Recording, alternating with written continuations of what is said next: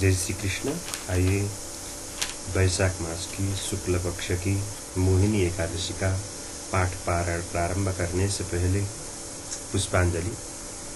श्रीमच्चंदन चर्चितोज्ज्वल वपुः शुक्लांबरा मल्लिका मालालंकृत कुंडला प्रविलसत् मुक्तावली शोभिता सर्वज्ञान निधान पुस्तकधरा रुद्राक्षमालाकरा वाग्देवी वदनाम्बुजे वसतु मे त्रैलोक्यमाता चिरम् अमरी कबरी भारभ्रमरी मुखरीकृतं दूरीकरोतु दूरितं गौरी चरणपङ्कजम् अविरलमदजलनिवहं भ्रमरकुलानीकसेवितकपोलम् अविमतफलदातारं कामेशं गणपतिं वन्दे।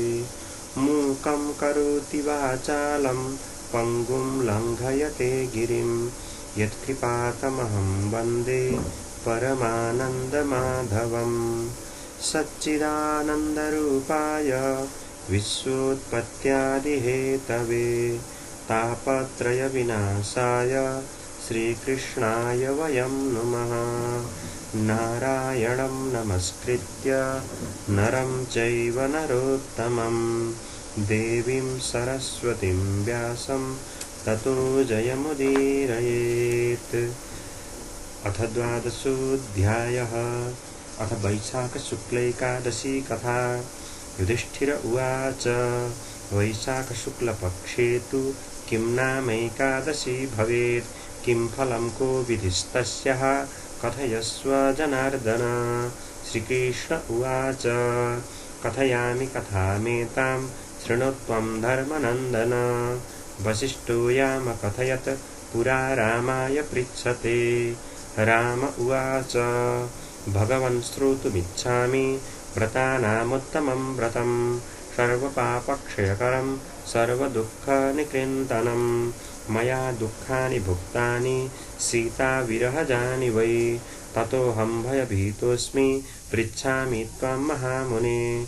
वसिष्ठ उवाच साधु पृष्टं त्वया राम तवैषा नैष्ठिकी मतिः त्वन्नाम ग्रहणेनैव पूतो भवति मानवः। तथापि कथयिष्यामि लोकानां हितकाम्यया पवित्रं पावनानां च व्रतानामुत्तमं व्रतं। वैशाखस्य शते पक्षे द्वादशी रामया भवेत्। मोहिनी नाम सा प्रोक्ता सर्वपापहरा परा। मोहजालात् प्रमुच्येत पातकानां समूहतः। अस्या व्रतप्रभावेण सत्यं सत्यं वदाम्यहम्। अतस्तु कारणाद्राम कर्तव्यैषा भवादृशये पातकानां क्षयकरी महादुःखविनाशिनी। शृणुष्वैकमना राम कथां पुण्यप्रदां शुभाम्। अस्याः श्रवणमात्रेण महापापं प्रणश्यति। सरस्वत्यास्तटे रम्ये पुरी भद्रावती शुभा। द्युतिमान्नाम नृपतिस्तत्र राज्यं करोति वै। सोमवंशोद्भवो राम द्युतिमान् सत्यसङ्गरः। तत्र वैश्यो निवसति धनधान्य समृद्धिमान्। धनपाल इति ख्यातः पुण्यकर्म प्रवर्तकः। प्रपाशत्राध्यायतन तडागारामकारकः। विष्णुभक्तिपरः शान्तस्तस्यासन् पञ्चपुत्रकाः। सुमना द्युतिमांश्चैव मेधावी सुकृती तथा। पञ्चमो धृष्टबुद्धिश्च महापापरतः सदा। वारस्त्रीसङ्गनिरतो विटकुष्ठी विशारदः। द्यूतादिव्यसनासक्तः परस्त्रीरतिलालसः। न देवान्नातिथीन् वृद्धान् पितॄंश्चैव द्विजानपि। अन्यायकर्ता दुष्टात्मा पितृद्रव्यक्षयङ्करः। अभक्षका पाप सुरापानरतः सदा। वेश्याकण्ठक्षिप्तबाहुर्भ्रमन् दृष्टश्चतुष्पथे। पित्रा निष्कासितो गेहात् परित्यक्तश्च बान्धवै। स्वदेहभूषणान्येव क्षयं नीतानि तेन वै। गणिकाभिः परित्यक्तो निन्दितस्तधनक्षयात्। ततश्चिन्तापरो जातो वस्त्रहीन क्षुधार्तितः किं करोमि क्व गच्छामि केनोपायेन जीव्यते तस्करस्त्वं समारब्धं तत्रैव नगरे पुनः गृहीतो राजपुरुषैर्मुक्तश्च पितृगौरवात् पुनर्बद्धः पुनर्मुक्तः ससम्भ्रमै दृष्टबुद्धिर्दुराचारो निबद्धो निगडैर्दृढै कषाघातैस्ताडितश्च पीडितश्च पुनः पुनः न स्थातव्यं हि मन्दात्मंस्त्वया मद्देशगोचरे एवमुक्ता ततो राज्ञा मोचितो दृढबन्धनात् निर्जगामभयात् तस्य गतोऽसौ गहनं वनं क्षुत्रिशापीडितश्चाय मितश्चेतश्च धावति सिंहवन्निर्जघानासौ मृगशूकरचित्तलान् आमिषाहारनिरतो वने तिष्ठति सर्वदा करे शरासनं कृत्वा निषङ्गपृष्ठसन्ततम् अरण्यचारिणो हन्ति पक्षिणश्च चतुष्पदान् चकोरांश्च मयूरांश्च कंकांस्तित्तिरिमूषकान् एतानन्यान् हन्ति नित्यं दृष्टधीर्निर्गतघृणा पूर्वजन्मकृते पापैर्निमग्ना पापकर्दमे दुःखशोकसमाविष्टश्चिन्तयन् सोऽप्यहर्निशं कौडिन्यस्याश्रमपदं प्राप्त पुण्यवशात् क्वचित् माधवे मासिजाह्नव्यां कृतस्नानं तपोधनम् आदधृष्टबुद्धि शोकभारेण पीडितः तद्वस्त्रबिन्दुस्पर्शेन गतपाप्मा हताशुभा कौडिन्यस्याग्रतः स्थित्वा प्रत्युवाच कृताञ्जलिः दृष्टबुद्धिरुवाच प्रायश्चित्तं वद ब्रह्मन् विना यत्नेन यद्भवेत् आजन्म कृतपापस्य नास्ति वित्तं ममाधुना ऋषिरुवाच शृणुष्वैकमना भूत्वा येन पापक्षयस्तव वैशाखस्य शते पक्षे मोहिनी नाम नामतः एकादशिव्रतं तस्मात् कुरु मद्वाक्यनोदितः मेरुतुल्यानि पापानि क्षयं नयति देहिनां बहुजन्मार्जितान्येषा मोहिनी समुपोषिता इति वाक्यं मुने श्रुत्वा दृष्टबुद्धिर्हसन् हृदि व्रतं चकार विधिवत् कौडिन्यस्योपदेशतः कृते व्रते नृपश्रेष्ठ हतपापो बभूवसः दिव्यदेहस्ततो भूत्वा गरुडोपरि संस्थितः जगाम वैष्णवं लोकं सर्वोपद्रववर्जितं वसिष्ठ उवाच इति दृशं रामचन्द्र तमो मोहनिकृन्तनं नातः परतरं किञ्चित् त्रैलोक्ये सचराचरे यज्ञादितीर्थदानानि कलां नार्हन्ति षोडशीं पठनाश्रवणाद् राजन् गोसहस्रफलं लभेत् यज्ञादितीर्थदानानि कलां नार्हन्ति षोडशीं पठनाश्रवणाद् राजन् गोसहस्रफलं लभेत् स्वस्ति श्री भविष्योत्तरपुराणे श्रीकृष्णार्जुन संवादे वैशाखशुक्लमोहिन्येकादशी माहात्म्यं श्रीकृष्णार्पणमस्तु। कृष्णाय वासुदेवाय हरये परमात्मने प्रणतक्लेशनाशाय गोविन्दाय नमः। उपनयतु मङ्गलं वः सकलजगन्मङ्गलालयः श्रीमान् दिनकरकिरणनिबोधित नवनलिनदलनिभेक्षणः कृष्णः। तत्रैव गङ्गा यमुना च तत्र गोदावरी सिन्धु सरस्वती च सर्वाणि तीर्थानि वसन्ति तत्र यत्राच्युतोद्धारकथा प्रसङ्ग काले वर्षतु पर्जन्या पृथिवी सस्यशालिनी देशोऽयं क्षोभरहितो ब्राह्मणाः सन्तु निर्भया अपुत्रः पुत्रिणः सन्तु पुत्रिणः सन्तु पौत्रिणः निर्धनः सदनः सन्तु जीवन्तु शरदां शतं यं ब्रह्मा वरुणेन्द्ररुद्रमरुतः स्तुन्वन्ति दिव्यैस्तवैर्वेदैः साङ्गपदक्रमोपनिषदैर्गायन्ति यं सामगाः ध्यानावस्थिततद्गतेन मनसा पश्यन्ति यं योगिनो यस्यान्तं न विदुः देवाय तस्मै नमः। अतसी कुसुमोपमेयकान्तिर्यमुनाकूलकदम्बमूलवर्ती नवगोपवधूविलासशाली वनमाली वितनोतु मङ्गलं नः। ॐ तत्सस्य कृष्णार्पणमस्तु। वसुदेवसुतं देवं कंसचाणूरमर्दनं देवकी परमानन्दं कृष्णं वन्दे जगद्गुरुम्। आइए अब हम वैशाख मास की शुक्ल पक्ष की मोहिनी एकादशी का कथा प्रारंभ करते हैं। दशमी के दिन जो कृत्य है, दशमी के दिन मनुष्य को चाहिए कि हो सके तो एक बार भोजन करके और कांस, उड़द का दाल, मसूर का दाल, चना, कोदो, साग, मधु, शहद, दूसरे का अन्न और 2 बार भोजन और मैथुन, इन 10 बातों को त्याग कर दे और सायं को सूर्यास्त से पहले जो कुछ रोटी आदि लेना हो तो ले करके प्रसाद ग्रहण करके शुद्ध होकर रहे। और एकादशी के दिन सवेरे होने पर मनुष्य को चाहिए कि दंत धावन, दांत आदि सब साफ करके स्नान करें। उसके बाद एकादशी का व्रत करें। तो एकादशी का महात्म्य। अब भगवान श्री कृष्ण से युधिष्ठिर महाराज ने पूछा कि हे जनार्दन, हे केशव, वैशाख मास के शुक्ल पक्ष में किस नाम की एकादशी होती है, उसका क्या फल होता है और उसके लिए कौन सी विधि है।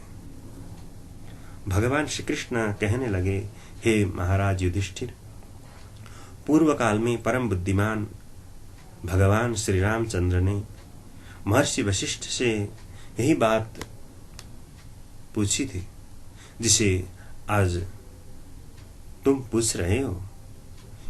मैं तुम्हें वह प्रसंग श्रवण कराता हूँ। भगवान श्री राम ने वशिष्ठ से कहा कि हे ऋषि, हे महर्षि, जो समस्त पापों का क्षय तथा सब प्रकार के दुखों का निवारण करने वाला हो, ऐसा व्रतों में उत्तम व्रत मैं श्रवण करना चाहता हूँ। वशिष्ठ ऋषि ने कहा, हे राम, तुमने अत्यंत अच्छा प्रश्न पूछा है। मनुष्य तुम्हारा श्री राम नाम लेने से मात्र ही पवित्र हो जाता है और संपूर्ण पाप उसके नष्ट हो जाते हैं।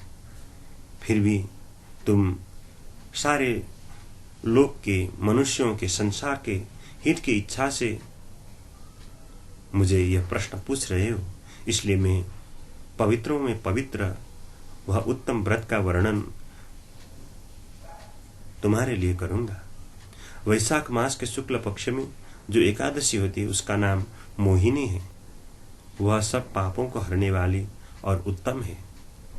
उस व्रत के प्रभाव से मनुष्य मोहजाल तथा पातक समूह से छुटकारा पा जाते हैं। सरस्वती नदी के रमणीय तट पर भद्रावती नामक एक सुंदर नगरी थी। वहां धृतिमान नामक राजा, जो चंद्र वंश में उत्पन्न थे, सत्य प्रतिज्ञ थे, वे राज्य अपना किया करते थे। उसी नगर में एक वैश्य रहता था जो धन धान्य से परिपूर्ण और समृद्धशाली था। उसका नाम था धनपाल। वह सदा पुण्य कर्म में ही लगा रहता था। दूसरों के लिए पौंसला, कुआं, मठ, बगीचा, पूरा और घर बनवाया करता था। भगवान श्री विष्णु की भक्ति में उसका हार्दिक अनुराग था। वह अत्यंत शांत रहता था। उसके 5 पुत्र, सुमना, द्युतिमान, मेधावी, सुकृति, सुकृत और दृष्टबुद्धि। दृष्टबुद्धि 5वां था। वह सबसे छोटा था। वह सदा बड़े बड़े पापों में अत्यंत संलग्न रहता था। जुआ खेलना, ऐसे दुर्व्यसन में उसकी अत्यंत आसक्ति थी। वह वेश्याओं से मिलने के लिए लालायित रहता था। उसकी बुद्धि न तो देवताओं के पूजन में लगती थी और न पितरों के तथा ब्राह्मणों के सत्कार में। अतिथि के सत्कार में भी वह कभी नहीं झुकता था। वह दुष्टात्मा अन्याय के मार्ग पर चलकर पिता का धन बर्बाद किया करता था। एक दिन वह वेश्या के गले में बाहर डाले चौराहे पर घूमता देखा गया। तब पिता ने उसे घर से निकाल दिया और उसके अपने बंधु बांधवों ने भी उसका परित्याग कर दिया। अब वह दिन रात दुख और शोक में डूबा रहता था और कष्ट पर कष्ट दैनिक उठाता हुआ वह इधर उधर भटकने लगा। एक दिन किसी पुण्य के उदय होने से वह महर्षि कौंडिन्य के आश्रम पर जा पहुंचा। वैशाख का महीना था। तपोधन कौंडिन्य गंगा जी में स्नान करके आए थे। दृष्ट बुद्धि शोक के भार से पीड़ित हो मुनिवर कौंडिन्य के पास गया और हाथ जोड़ सामने खड़ा होकर बोला, हे ब्राह्मण, हे ब्राह्मण, हे ऋषि, मुझ पर दया करके कोई ऐसा व्रत बताइए जिसके पुण्य प्रभाव से मेरी मुक्ति हो। कौंडिन्य मुनि कहने लगे, वैशाख मास आ रही है। यह वैशाख के शुक्ल पक्ष में मोहिनी नाम से प्रसिद्ध एकादशी का व्रत करो। मोहिनी को उपवास करने पर प्राणियों की अनेक जन्मों के किए पापों के मेरु पर्वत जैसे अत्यंत बड़े बड़े पाप भी नष्ट हो जाते हैं। वशिष्ठ जी कहते हैं, हे राम, मुनि का यह ऐसा वचन सुनकर दृष्ट बुद्धि का चित्त प्रसन्न हो गया। उसने कौंडिन्य के उपदेश से विधिपूर्वक मोहिनी एकादशी का व्रत किया। हे राजन, हे भगवान, इस व्रत के करने पर वह निष्पाप हो गया और दिव्य देह धारण कर गरुड़ पर आरूढ़ होकर सब प्रकार के उपद्रवों से रहित भगवान श्रीहरि के धाम को चला गया। इस प्रकार यह मोहिनी एकादशी का व्रत बहुत उत्तम व्रत है। इसके पढ़ने और सुनने मात्र से मनुष्य 1000 गोदान का फल प्राप्त कर सकता है। इसलिए मनुष्य को कि वह एकादशी का व्रत करें, विधि नियम पूर्वक करें। जो सामर्थ्य हो, जितना संभव हो, उसके आधार पर मनुष्य को व्रत करना चाहिए। मनुष्य अगर संभव हो तो निराहार रहकर अथवा जलपान करके अथवा फलाहार करके उपवास रहे। केवल 15 दिन में एक दिन उपवास रहना है तो 7 दिन में एक दिन रहने में कोई बुराई नहीं, कोई दिक्कत नहीं। फिर 15 दिन में एक दिन रहने में कोई दिक्कत नहीं हो सकती है। इसलिए मनुष्य को चाहिए कि हर एकादशी केवल 15 दिन में एक दिन फलाहार करके, निराहार नहीं रह सकते तो फिर फलाहार करके उपवास किया करें, जिससे शरीर की शुद्धि भी हो और मन की शुद्धि भी हो। भूखे रहने से शरीर की शुद्धि हो सकती है, क्योंकि शरीर में जो आपके अंदर के फंक्शन है, जो शरीर के लीवर आदि है, वे कार्य हर दिन करते रहते हैं। 15 दिन में एक दिन वह थोड़ा कम कार्य करें अथवा कार्य ही नहीं करें तो वह साफ हो जाएंगे। जैसे मशीनों का साफ करते हैं, ठीक उसी तरह हमारा शरीर भी एक मशीन की तरह है, तो वह साफ सुथरा हो जाएगा। फिर आपका पाचन प्रणाली हर बार अच्छा दिखने लगेगा। इसलिए आप जरूर एकादशी का व्रत करें। आज के लिए इतना ही। स्वास्थ्य की थोड़ी कारण से आज विलंब से प्रस्तुत हुआ, इसके लिए क्षमा प्रार्थी हूँ। जय श्री कृष्ण, जय श्री राधे।